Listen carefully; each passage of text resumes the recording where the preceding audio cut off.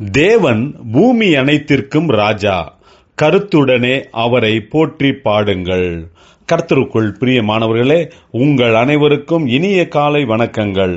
இன்றைய வேதவசன தியானத்திற்கென்று நாம் தெரிந்தெடுத்திருக்கும் வேத பாகமானது எரேமியா 37 அதிகாரம் 7 இஸ்ரவேலின் தேவனாகிய கர்த்தர் உரைக்கிறது என்னவென்றால், என்னிடத்தில் விசாரிக்கும்படி உங்களை என்னிடத்திற்கு அனுப்பின யூதாவின் ராஜாவை நீங்கள் நோக்கி, இதோ உங்களுக்கு ஒத்தாசையாக புறப்பட்ட பார்வோனின் சேனை தன் தேசமாகிய எகிப்துக்கு திரும்பி போகும் என்றார்.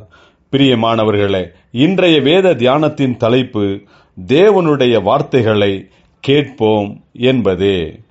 யூதாவின் ராஜாவான யோசியாவின் குமாரனாகிய சிதேக்கியா தான் எதிர்த்து போராட வேண்டிய கல்தேயர்கள் புறப்பட்டு போய்விட்டார்கள் என்று நினைத்து கொள்ளக்கூடாது, மற்றும் தனக்கு உதவி செய்யும்படிக்கு வந்திருக்கும் பார்வோனின் சேனைகள் யூதாவில் நிலைத்து நிற்க வேண்டும் என்றும் நினைத்து கொள்ளக்கூடாது என்று தீர்க்கதரிசி எரேமியாவின் மூலமாக கர்த்தர் சொல்லுகிறார்.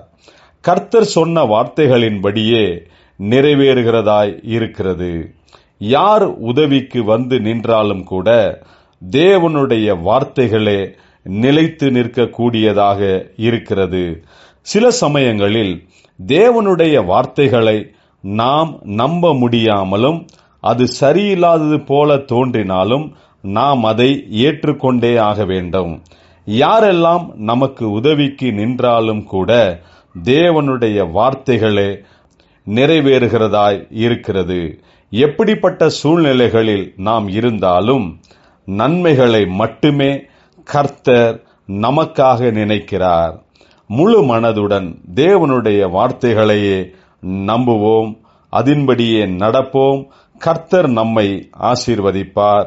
கர்த்தருடைய நேரத்திற்காக காத்திருப்போமாக. ஜெபிப்போம். ஜீவனுள்ள தேவனே, கிருபையில் இரக்கமும் ஐஸ்வர்யமும் உள்ளவரே, எங்களை கரம் பிடித்து நடத்தும், ஆசீர்வதியும். உம்முடைய வார்த்தைகள் எங்களுடைய வாழ்க்கையில் நிறைவேறட்டும். இயேசு கிறிஸ்துவின் நாமத்தில் ஜெபிக்கிறோம் நல்ல பிதாவே, ஆமேன்.